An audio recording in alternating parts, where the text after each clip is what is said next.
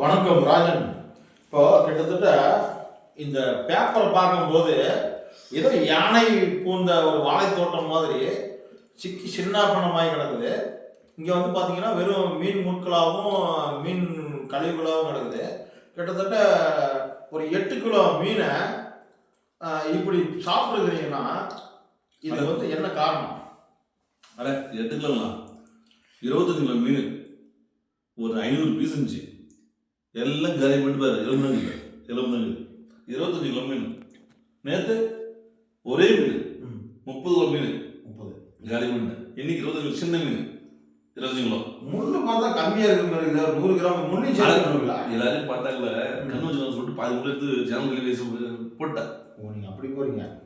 Very good Rajan. ஏன்னா இப்போ மதியானம் தான் ஒரு தோழர் ஒருத்தர் பதிவு போட்டிருந்தாரு, ஒரு 6 கிலோ மீன் இருக்குது, சாப்பிட ஆள் தேவைன்னு. நீங்கள் எப்படி இந்த இடத்த தேடி கண்டுபிடிச்சி வந்தீங்க? 6 கிலோ வந்து சும்மா ஒரு ஒரு சைடிஸ் மாதிரி, ஒரு டிஃபன் மாதிரி. நம்ம மீனுமே 50 கிலோ ஒரு பெரிய மீன். அதாவது கடலில் இருக்குங்களா? ஆமாம், கடலில். ஆமாம், அதாவது சூறா. ஆமாம் ஆமாம், அந்த மாதிரி தான். ஒரு 50 கிலோ மினிமம் 50 கிலோ மீன் தான் இருக்கிறாங்க. எப்பயுமே ஒரு 50 கிலோ மீன் தான். 50 கிலோ.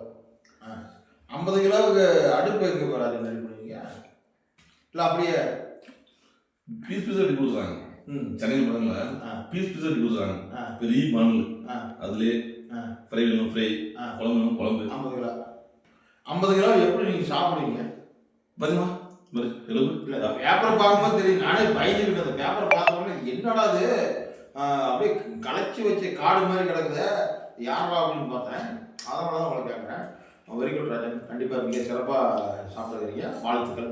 இங்கே மென்மேலும் சுறா மீன், அந்த கடலில் வந்து டால்பின் எல்லாம் கரை வந்துக்கிறதா கேள்விப்பட்டிருக்கிறேன். நீங்கள் அடுத்த தடவை சொன்னீங்கன்னா கட்டி கிரேனில் தூக்கிட்டு வந்து எற்காட்டை போட்டு வறுத்து ஒரு நல்ல பாட்டியம் பண்ணாலும். நன்றி, வணக்கம்.